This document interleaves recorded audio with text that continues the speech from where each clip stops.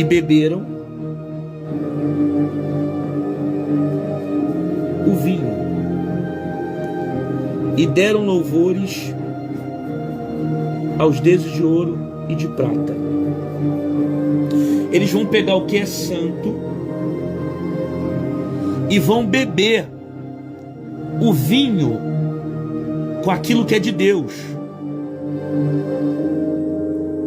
Então o que Belsazar vai fazer? Belsazar, ele vai profanar. Ele sabe que os utensílios são santos. Ele tem consciência que o povo de Jerusalém, os judeus, identificavam esses objetos como santos. Ele sabe que os utensílios são sagrados. Mas ele faz porque ele não vê consequência. Tem gente que tem a mesma mentalidade desse rei. Só porque não viu a consequência, continua fazendo. Só porque ainda não viu o peso, continua fazendo.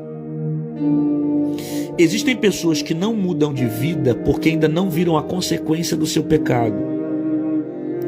E como a conta do seu pecado não chegou, ele continua fazendo. Continua vivendo uma vida de mentira, continua cantando de qualquer maneira, continua vivendo uma vida de prostituição, continua adulterando no altar, continua profanando as coisas do Senhor, continua com uma vida de pecado sem querer uma transformação, porque ele não viu consequência. Então, como ele não viu a consequência, ele continua fazendo. Ele tem a consciência que é errado. Porque ele sabe que os judeus eram religiosos e viam esses objetos como sagrados. Porém, ele continua fazendo. Sabe que é errado, mas continua fazendo. Até o momento que acontece isso aqui, ó.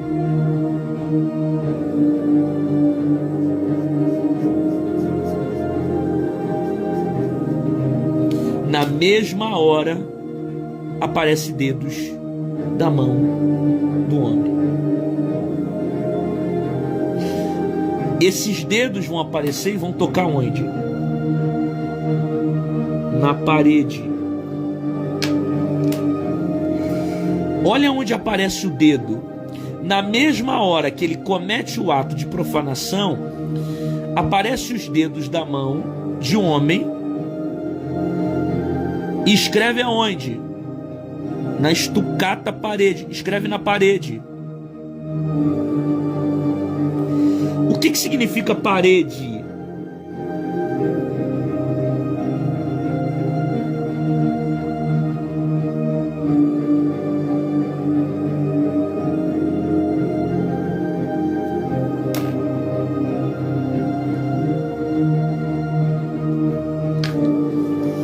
O que representa a parede aqui no texto?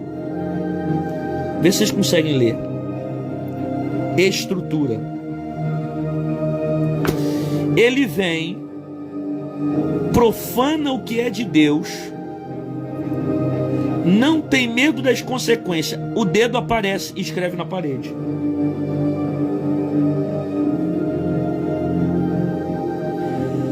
E o que acontece? O que significa parede? Estrutura. Parede representa o quê? Estrutura.